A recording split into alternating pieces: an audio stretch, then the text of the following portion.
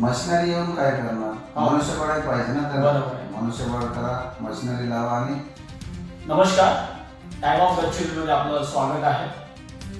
अहेरी येथील उपजिल्हा रुग्णालयामध्ये डायलिसिस सेंटर अभावी नागरिकांना नाहक त्रास सहन करावा लागत आहे.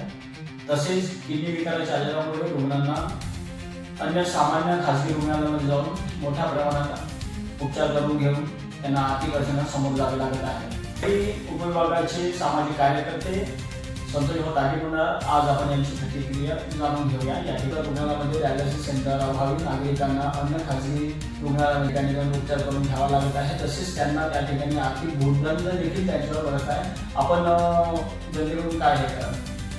सर्वसामान्य जनतेची मागणी आहे किंवा सर्व रुग्णांना या भागातील अहेरी, भामरागड, पेटापल्ली, मुलचेरा, सिरोंचा अतिदुर्गम भाग असून आजपर्यंत या भागातील रुग्णांना डायलिसिससाठी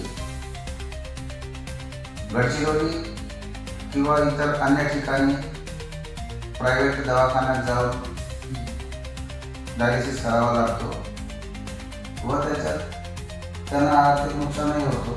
त्याकरिता शासनाने विशेष लक्ष घालून तत्काळ या अहेरी उपजिल्हा रुग्णालयामध्ये डायलिसिस सेंटर उभारावे, त्याकरिता आमची नेहमीच मागणी राहिलेली आहे.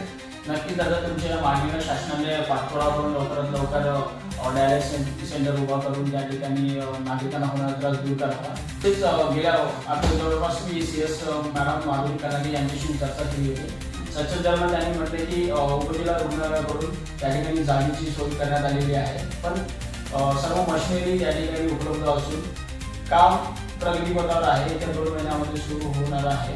त्यामुळे नागरिकांना होणारा त्रास संदर्भात आपण काय बोलाल?